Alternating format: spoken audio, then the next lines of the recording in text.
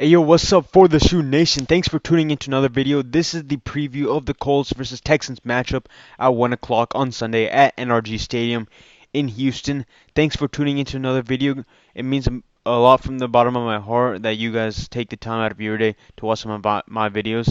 And before we get into the video, for new viewers, please subscribe, turn on notifications, like, comment, so I can connect with you guys, get to know my subscribers more. I love to interact with all my subscribers in the comment section, so please drop a comment section on what you think on the video. Also, I want to give a big thanks to Cody Felger and Derek Fuller from the Bring the Juice hashtag Colts podcast for giving me a shout out on their Twitter page. It really means a lot from the bottom of my heart, especially on a platform like theirs. They have like 6,000 followers on their Twitter page, and just from a page like theirs, for them to give me a shout out like that, I feel blessed to be given a mention on a platform like theirs. So I just want to thank them from the bottom of my heart for just giving me an opportunity to grow my channel and grow the number of people that share the same interests as me, the love for the Colts. And I just want to thank them for just like taking time of the day to find my podcast and shout it out. So thank you, Cody and Derek from Bring the Juice hashtag Colts podcast. If you didn't come from their podcast, please make sure to check it out. Um, they've been doing this for many years, so they definitely have more experience than I do. I just started this last week, so also I'd love for you guys to drop down in the comments what I can do to make my podcast better and more interesting for you guys. And just like leave what you think about the video. Just takes about the Colts in the comment section. Those comments just make my day because just love interacting with my subscribers. So I wanna thank all my subscribers and everyone that's viewing this video right now. And as mentioned before, please subscribe, like, comment, and we'll get on right with the preview. So the Indianapolis Colts will be facing the Houston Texans at NRG Stadium at Houston.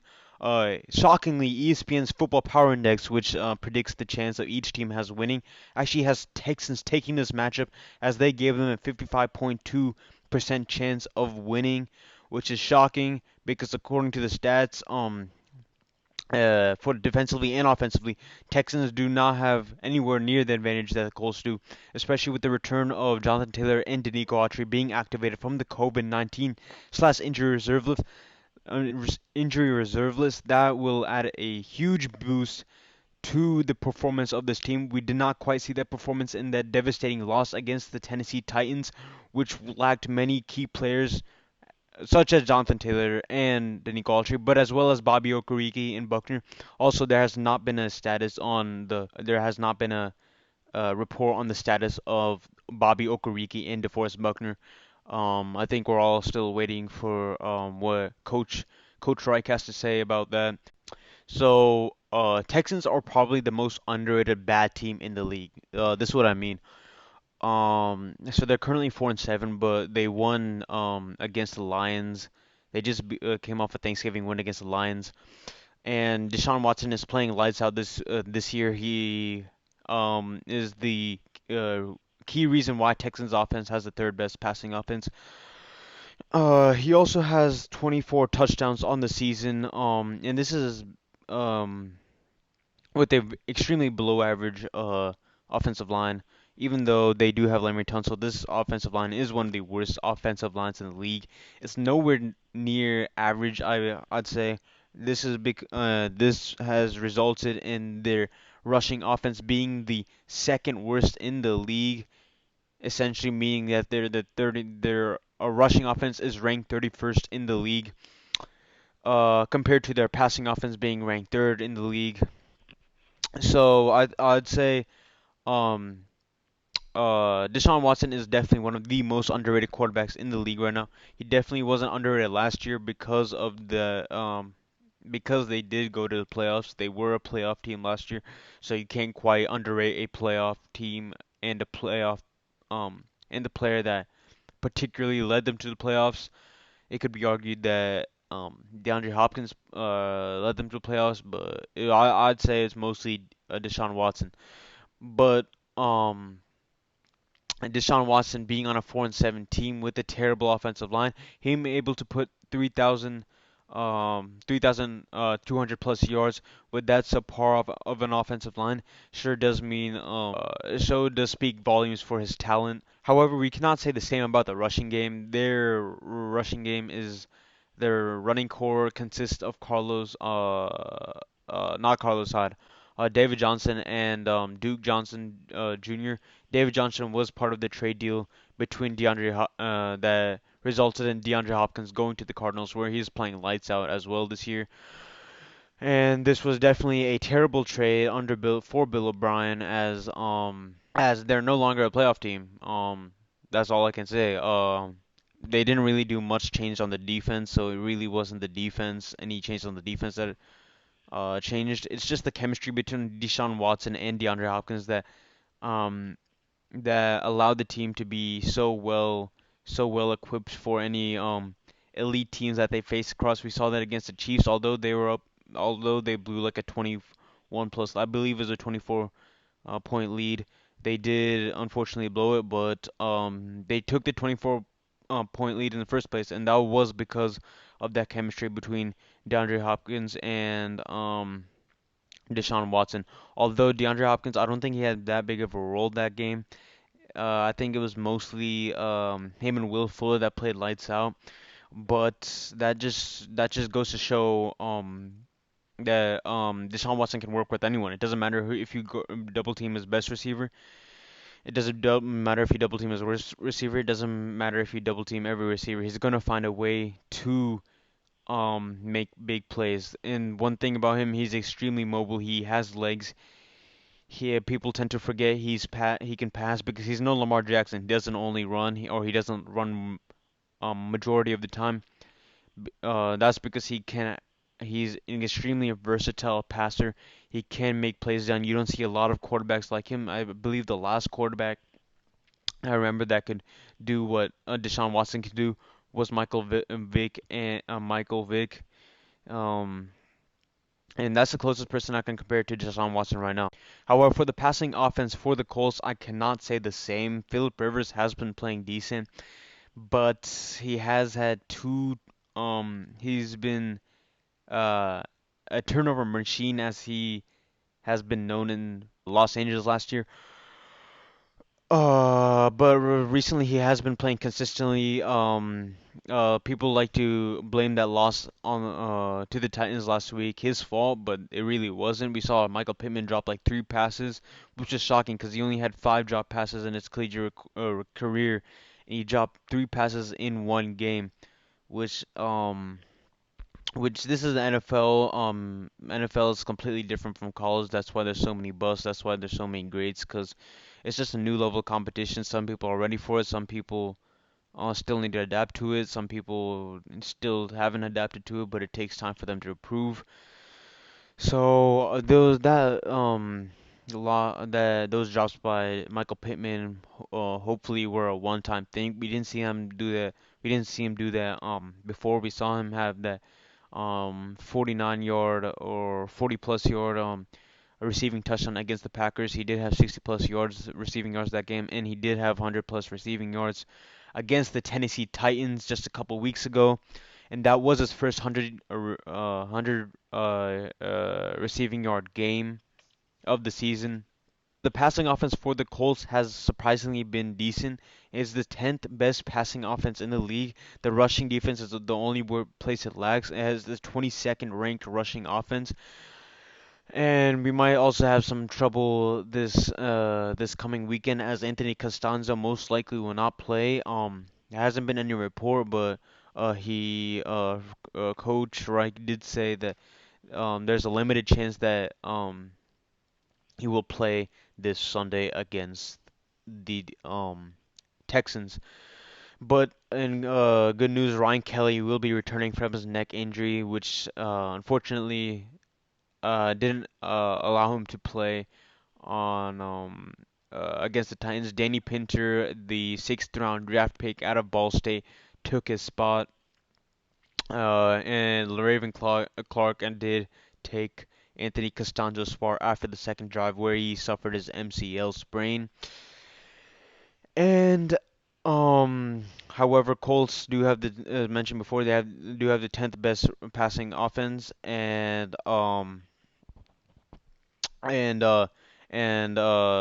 Texans, however, do have a terrible defense.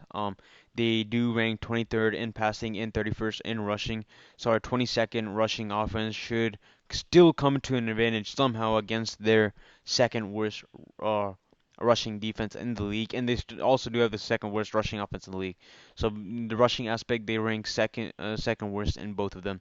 So offensively, we should have the advantage. Defensively, defensively we're ranked sixth in passing defense and seventh in rushing defense. So our rushing defense should come in advantage to their rushing offense. However, passing defense is sixth and their passing offense is third. So that being said, this will be a tightly guarded matchup between the Colts defense and their receivers. Now, some critical players for both teams. Of course, it's both quarterbacks, Philip Rivers and Deshaun Watson. Deshaun Watson has minimized his turnovers. He was never known for throwing turnover picks, and he's still been able to get the job done with the absence of DeAndre Hopkins. And he will have an extremely tougher time, hopefully, because Will Fuller the fifth will not be playing this Sunday due to a suspension for using performance enhancement drugs. So their best receiver, who leads the team with 879 receiving yards, will be out. Their receiver number one would be Brandon Cooks. Our our number one receiver is T.Y. Hilton. He has regained the um receiving leadership for the Indianapolis Colts with 408 receiving yards. He did have the monster game against Tennessee. He did what should have had two receiving touchdowns with that from he had that one bomb from Philip Rivers, but he didn't quite take it to the house. That he was stopped at the 2 yard line. So it's nice to see T.Y. Hilton get more involved in the passing side of this offense. He is the after Philip Rivers, he's the only veteran on our team, I would say, who has experience just lighting up defenses. And especially this is Houston. He's always historically had a good performance at NRG Stadium. He called it a second home, as he once said, during the playoffs of the 2018 to 29 season when we faced the Texans in the wild card round.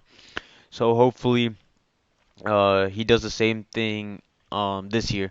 The only downside of it is that he had those big games with Andrew Luck. We do have Philip Rivers now, who is a Hall of Fame quarterback, but he has been playing consistently recently, and against their subpar passing defense, Philip Rivers and T.Y. Hilton, that connection between both of them should definitely get the job done and help us take this win for on this. Luckily, we won't be facing any elite receivers, elite running backs, an elite offensive line like we do at Tennessee. We only have to be facing an elite quarterback, and with Danico Autry and with Danico Autry's return, our pass rush should be able to get Deshaun Watson contained within the pocket. So having Danico Autry is definitely a big upside to this team. So we definitely needed that a leadership role to be taken. I know Justin Houston does have that leadership role, but Danico Autry really does execute the talent this D line has, and by execute I mean like they are what statistically make our Buckner, Houston, and Autry are what statistically make our defense one of the best in the league, or at least our rushing defense, our passing defense, because um we have Julian Blackman, a top candidate for Defensive Rookie of the Year, and I do not want to see, and I don't want to hear that, I don't want to hear any arguments saying that Jeremy Chin is better than Julian Blackman. I don't want to hear any debate for Defensive Rookie of the Year because um, Julian Blackman is just way better than Jeremy Chin. He was a third round pick. Jeremy Chin was a second round pick, and despite Julian Blackman playing less amount of games, he outplays Jeremy Chin in every statistical category. Just because he have won games for two fumble return touchdowns that he didn't force doesn't mean he is a candidate for Defensive Rookie of the Year. Julian Blackman has to win that award. And back to our backs, we have uh we have Kenny Moore, our slot cornerback. We have Xavier Rhodes. We have Kari Willis. Um, and as long as we have Rocky Sin. Rocky Sin has shown some penalty mishaps these past couple of weeks. We saw him have that um brutal pass interference on Marquez Valdez Scantling towards the end of the first half versus the Packers. We also saw him his penalties really changed the momentum of the Titans game. What I mean by that is he had the one pass interference that made them go into red zone position in the first place, and he also did that unnecessary illegal hands to the face on Corey Davis. And that illegal hands to the face itself, they would have been going for the field goal, but the illegal hands to the face gave them a new set of downs and it turned out to be first and goal, and they got the touchdown. So that's what really blew the game right there. So Rocketson really needs to calm himself down before these games. He has talent. He has talent. There are some games where he goes absolutely lights out, but then there's games that you just ask why he's trying, why he's like playing so aggressively. You know why he's um being so fidgety with the receivers. As he has a talent for sure. As long he just needs to fix that penalty issue he has. He has to fix that contact issue he has. If he fixes those, he will be all set to go. He will be a well-rounded player and with excellent coverage skills. So so that's something to look out for in Arakisin in our defensive backs. I do have the Colts taking this matchup. I don't care what ESPN Football Power Index says. If I People have been sleeping on the Colts. They did have one bad performance, but that's every team. Raiders did have a bad performance against the Falcons. They lost by like 6 to like 40 something. And this is after they kept a close game to the Chiefs, and everyone thought they were Super Bowl contenders, deep playoff. They make a deep playoff run. These things do happen. Um, Browns barely won against the Jags. Yeah, these things always happen. Rams lost to the 49ers, who were also considered a top five team before heading into Week 12. These things happen. I'm not too concerned about the Colts loss to the um, Titans. The only concern I would have is the lack of depth we have within our roster, our O line especially, and then our D line. Those two things we definitely need to work on. Titans had like Taylor Lewan was out, and then Taylor Lewan's back was out, so they had to put in a third string offensive lineman who recently overcame cancer, which is extremely hard to do. So props to him. He played lights out that game. I don't quite remember his name, but it's an incredible story to come back from cancer and play how well he had played against the Colts. So props to him. But back to the depth. Yeah, Chris Ballard lack of depth really came at a cost against the Titans, but luckily we do have the players we missed coming back to this week. And so this game is really going to be a show the true potential of the Colts and its ability to stop a elite quarterback. They did show the elite potential against the Packers where they held them to only three second half points and forcing that fumble in overtime. So we just need to continue to prove it. We face against the Raiders after playing against Texans. I think it's at Las Vegas. Some will have to check that for me, but I'm pretty sure it's at Las Vegas. And we also had a tough time facing the Raiders. I believe we lost to them last week. Last year we did beat them during Andrew Luck's comeback season, but last year we did have a hard time. We did lose to Raiders a couple of years before that. So we do have a hard time beating the Bengals. And we just need to not Bengals, Raiders. We have a hard time playing the Raiders. So we just need to get back in the groove after this matchup against the Texans. It's another AFC South matchup. Things could go either way. We did lose to the Jags, but it was week one, so I understand. So the AFC South matchups are always close, no matter how good one team is or how bad one team is. We saw that against Titans versus the um we saw that versus the Titan and the Titans versus Jags game. We saw that versus the Titans versus Texans game. They did keep it. Both teams did keep it close with one another. We did destroy the Titans, and they did return the favor by destroying us. So we just need to find. We just need to get our players healthy, and then we'll be back to where we left off versus the Packers. And guys, that will conclude the podcast. Thank you guys so much for watching. Thank you all who subscribed to my channel. I got 11 subscribers within a week, which may not seem a lot to you guys, but it does mean a lot to me. And hopefully we do. I, you guys will always be known as my original supporters. As soon as the channel goes big, I will continue grinding content for you guys. I'll continue. Because I want to really interact with you guys. And please, guys, if you're a new viewer, please subscribe to the channel, and please leave a like and comment down below. So I can interact with y'all, with y'all. So